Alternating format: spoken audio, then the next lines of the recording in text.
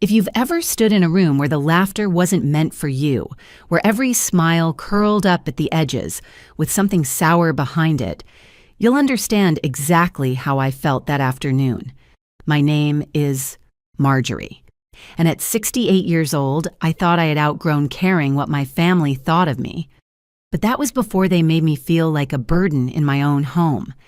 It was a Saturday in early spring. The air still a little cold, and the house smelled like lemon oil and old wood. My niece, Kelsey, was bustling around the dining table, placing napkins just so, while my sister-in-law, Janet, hovered behind her, making loud, false compliments about how organized I was for an old lady. I'd heard worse over the years, but there was something about the way she said old lady that scraped across my heart like a dull blade. I had invited them, my brother, his wife, their grown children, because it felt polite. Because even though I knew they saw me as a frail widow clinging to a house too big for one person, I still believed that family meant something. I still believed in decency. But that day, when they thought I was in the kitchen stirring soup, I heard them. "She's got no backbone," Janet said, her voice low but not low enough. Honestly, she'd sign over this place if we asked. She just wants us to love her. A snort of agreement came from my nephew, Todd. "It's pathetic. She can't even stand up for herself. She's lucky we bother visiting." And then Kelsey's soft voice, maybe the only one I ever thought had a shred of kindness, joined in.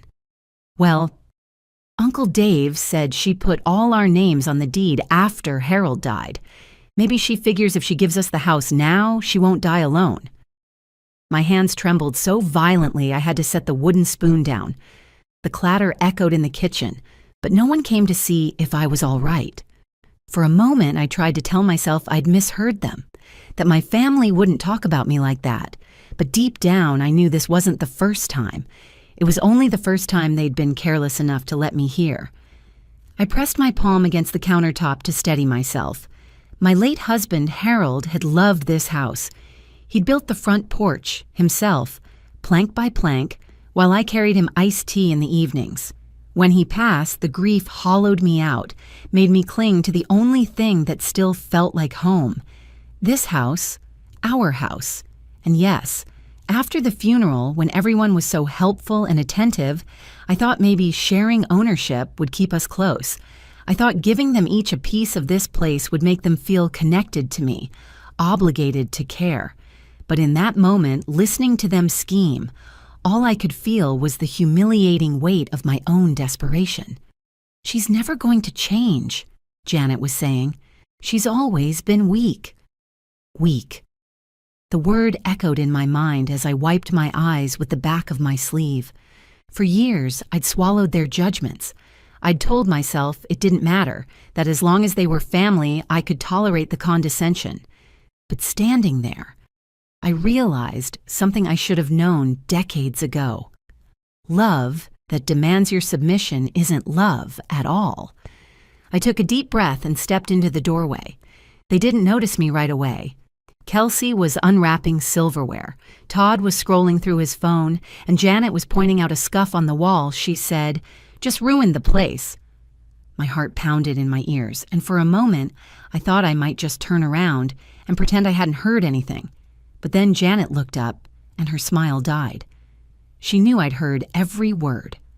For once, I didn't look away.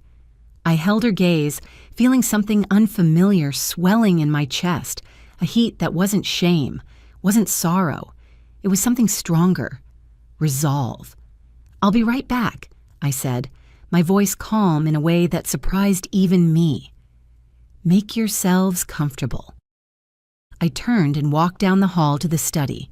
My knees were weak, but I didn't falter. I unlocked the old roll-top desk Harold had loved, pulled out the thick blue folder I hadn't touched in years. My fingers brushed across the paperwork, the deed I'd so trustingly amended. The signatures were all there, mine and theirs, a record of my own misguided hope. I stared down at the document, the names that no longer deserved to be tied to this house, and something inside me shifted. I knew in that instant that this was the day everything would change. that no matter how they protested or tried to guilt me, I was taking my name and my life back. They thought I had no backbone. They were about to see exactly how wrong they were. I don't remember sitting back down with them. I don't remember eating the soup or listening to Janet pretend nothing had happened. My mind was already elsewhere, sifting through the memories of the day I'd signed those papers. My brother David had smiled and told me it was just a precaution, that it would make things easier when the time came. How easy it had been to convince me. How ready I was to cling to any scrap of belonging after Harold was gone. That night, after they'd all filed out with their to-go containers and shallow goodbyes, I sat at the kitchen table in the quiet. I didn't cry. That surprised me most of all. There was nothing left to mourn. I had grieved my husband. I had grieved the life we'd built. But now I was done grieving the approval of people who only valued me for what I could give them. I slept badly, waking before dawn to the ache in my knees and a tension in my chest that wouldn't ease until I did what needed to be done. So I brewed my coffee extra strong and watched the sunrise spread across the yard Harold had loved so much. At 8 sharp, I called my attorney. Her name was Margaret Dawson, a woman about my age, with the kind of no-nonsense voice that made you sit up straight even over the phone. "Marjorie," she said when I told her who it was. "What can I do for you?" I hesitated, feeling a tightness in my throat. "I need to remove some names from the deed." A beat of silence. "All right," Margaret said carefully. "Why don't you come in this morning? Bring whatever paperwork you have." I could hear the questions she didn't ask. Why now, after all this time? But she didn't press. That was why I'd trusted her when Harold died. I hung up, went to the study, and pulled the folder into my tote bag. My hand brushed over the family photos along the hallway. Kelsey as a toddler in Harold's lap. Todd holding sparklers in the yard. David grinning by the barbecue. For a moment, I felt that old pang again. The instinct to cling to any good memory and pretend it outweighed the bad. But I couldn't pretend anymore. By 9, I was sitting in Margaret's office, the morning sun slanting across the polished oak desk. She flipped through the papers, adjusting her reading glasses. "You understand this may cause some conflict," she said finally, looking up. "If you put their names on the deed, they technically have ownership rights. But as long as you retained primary ownership and didn't create an irrevocable trust, you can amend it. It's your property." She said it plainly, but the relief that washed over me was dizzying. I hadn't ruined my chances to reclaim my life. "I want it done," I said quietly. She nodded. "Then let's start." Over the next hour, she walked me through every step, the filings, the affidavits, the notarizations. She explained how to draft a formal notice to each of them so they couldn't claim they were blindsided. "You don't owe them anything beyond what the law requires," she added, her voice gentler now. "You've been more than generous." I didn't trust myself to speak. I just pressed my palm over my heart, feeling the way it thundered, half fear, half something that felt like triumph.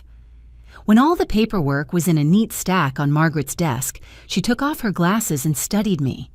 "May I ask what finally changed your mind?" For a moment, I considered telling her about the whispers, about the small humiliations that had piled up over the years until they collapsed under their own weight. But instead, I said simply, "They mistook my kindness for weakness, and I'm tired of proving them right." Margaret's eyes softened, and she reached across the desk to squeeze my hand. "You're doing the right thing," she said. "You're taking back what's yours." I walked out of her office into the bright morning, clutching the documents like a lifeline. The sky seemed bluer than it had in years, the air fresher. As I stood on the sidewalk, I realized I hadn't felt this steady, this sure of myself since Harold had died. I wasn't a fragile old woman desperate for company. I was a woman who still owned something, and someone, to fight for. I got into my car, buckled my seatbelt with hands that no longer shook, and felt something I hadn't felt in a long time. Hope. They thought I had no backbone. They were about to learn otherwise. By the time I pulled into my driveway, the nerves had started to creep back in. The papers on the passenger seat felt heavy as stone. But as I turned off the engine and looked up at the house, my house, I felt my resolve settle again. I carried the folder inside and laid it on the kitchen table. My hands were steadier now. Every so often I caught my reflection in the glass of the hutch, and I almost didn't recognize the woman staring back at me. She looked calm, almost fierce. Over the next 2 days, I drafted the notices. Margaret had offered to send them on my behalf, but some part of me wanted to do it myself, to look each of them in the eye and make it clear that this was not an impulsive decision.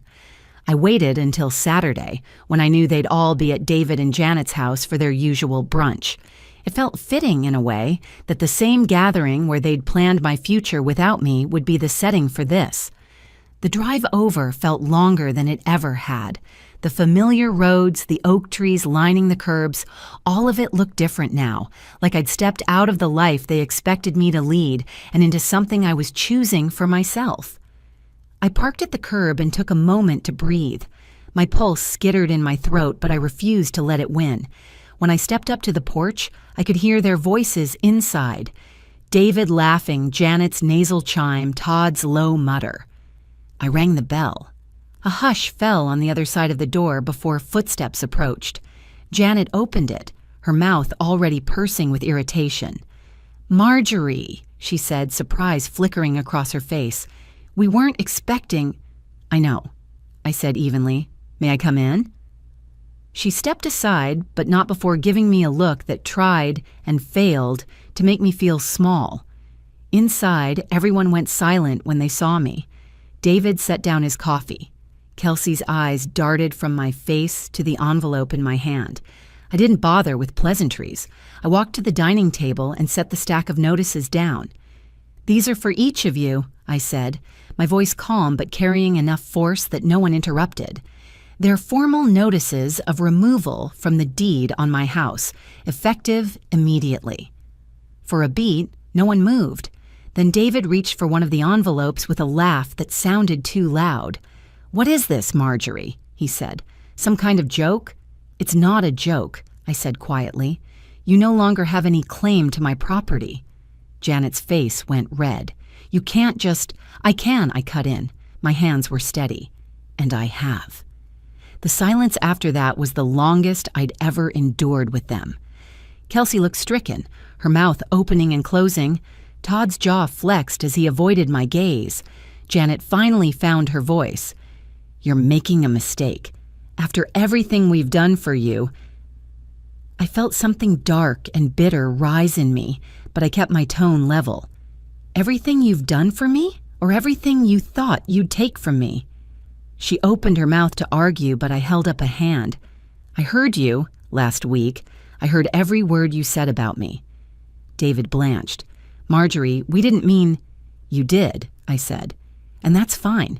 You're entitled to your opinions, but you're not entitled to my home." For a moment, I thought Janet might scream. Instead, she took a breath and pasted on a smile that didn't reach her eyes. "If this is about money, we can talk about—" "This isn't about money," I said. "It's about respect." Kelsey finally spoke, her voice small. "Aunt Marjorie, please, we didn't mean to hurt you." I turned to her, feeling a flicker of old affection. But I'd learned the hard way that affection without respect is worth nothing. "I know you didn't mean for me to hear it," I said, "but you did mean it, and now I know where I stand." I straightened my shoulders. So this is where I draw the line. No one tried to stop me when I turned to leave. I felt their eyes on my back, but for once I didn't feel ashamed. I felt lighter, stronger. When I stepped outside into the bright morning, I took a breath so deep it almost hurt. It tasted like freedom. I drove home in a kind of stunned clarity, like the world had snapped into focus for the first time in years. My hands were steady on the wheel, my heart calm in my chest. It wasn't until I turned onto my street that the first pang of doubt tried to worm its way in. What if they never spoke to me again? What if I had finally, irreversibly burned every bridge left between us? But then I pulled into my driveway, the driveway Harold had poured by hand, and I looked up at the house, the familiar lines of the porch and the windows that had held so many memories, and I remembered exactly why I had done this. Because no one gets to diminish me in the place I love most. I was halfway up the front steps when my phone rang. The caller ID flashed David's name. I let it go to voicemail. Not 10 seconds later, it rang again. Janet this time, then Todd, then David again. I set the phone on the hall table and left it there, silenced, let them stew in their indignation.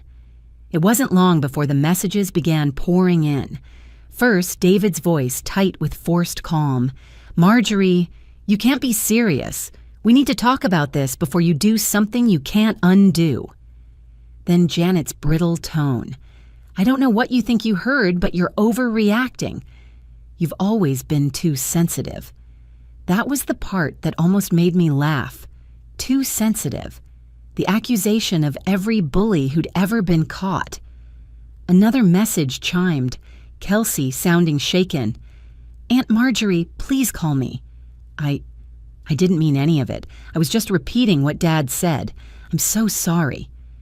For a moment, her words softened me, but I didn't call her back. I needed time to think, to breathe without their expectations pressing down on me.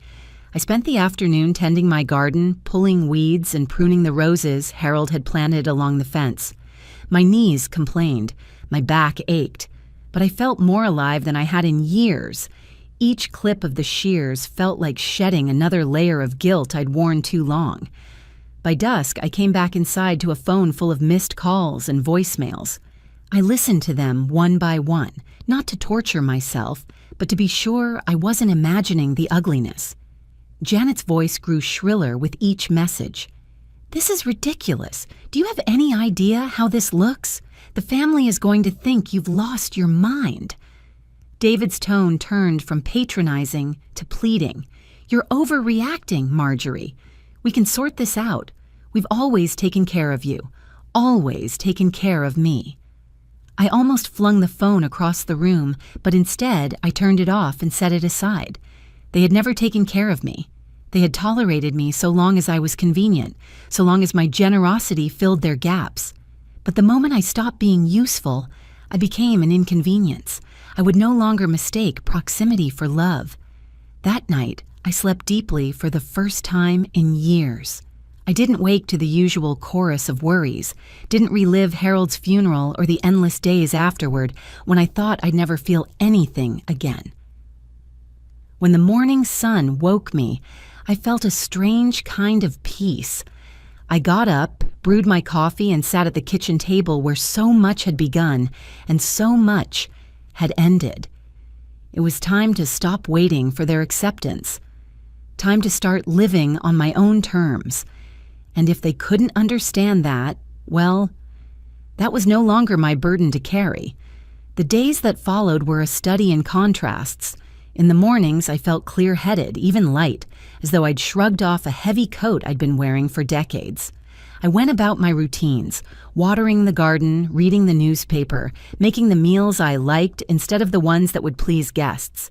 But each afternoon, the phone would start again.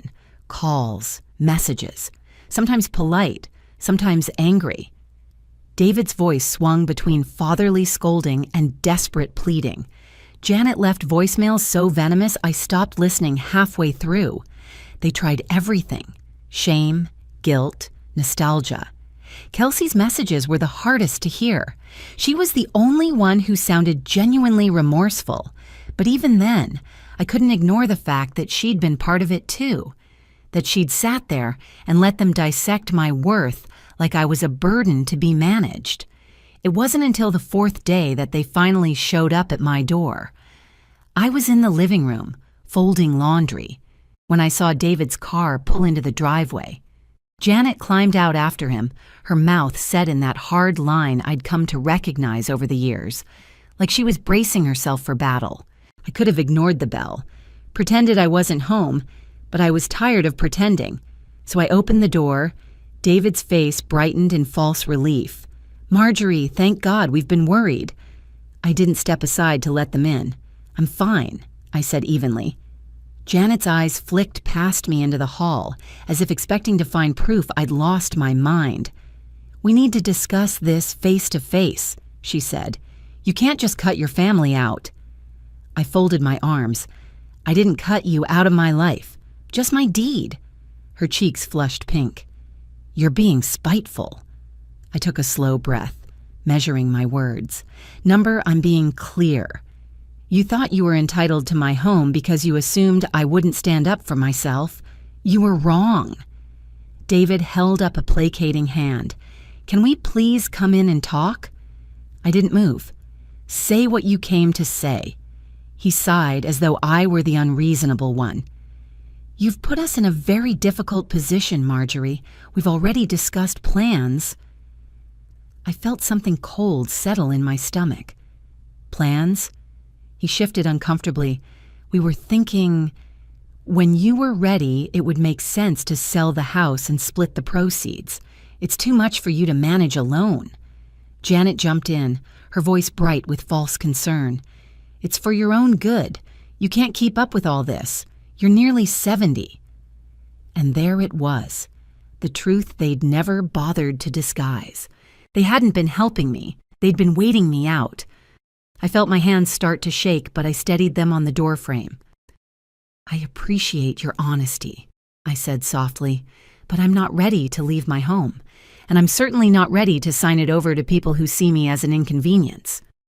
David rubbed a hand over his mouth. You're being emotional. Something in me snapped. For once, I said, my voice rising, I am, and it feels wonderful. I stepped back, my hand on the door. This conversation is over. Janet's eyes flashed. You'll regret this. I met her gaze without blinking. Number, I won't. And I closed the door in their faces. My heart was pounding so hard I had to lean against the wall to catch my breath. But as the car pulled away, taking their resentment with them, I felt something close to joy. This house wasn't just 4 walls and a roof. It was proof that I still had the power to choose who I shared my life with. And from now on, that list would be very, very short. After that day, the silence was almost shocking. The calls stopped. The messages dried up. For a few days, I kept expecting the next wave, some legal threat or a letter meant to scare me back into line. But it never came. Instead, the quiet settled over the house like a warm blanket. At first, it felt strange. The absence of their voices was an emptiness I didn't know what to do with. For so long, their opinions, however cruel, had filled up the space around me. But as the days passed, I started to notice how peaceful it felt to be alone without being lonely. I woke up early and walked the garden path Harold had laid down, the morning dew soaking the cuffs of my jeans. I sat on the porch in the afternoons with a book, listening to the wind in the trees without the constant undertone of judgment. For the first time in years, I found myself thinking about what I wanted instead of what they expected. I cleaned out the spare bedrooms, boxing up the relics of other people's lives, Kelsey's forgotten craft projects, Todd's old sports trophies, Janet's casseroles and condescension. Each time I sealed a box and carried it to the garage, I felt lighter. I made small changes around the house. New curtains in the kitchen, a fresh coat of paint on the porch railing. I planted daffodils in the garden beds along the fence.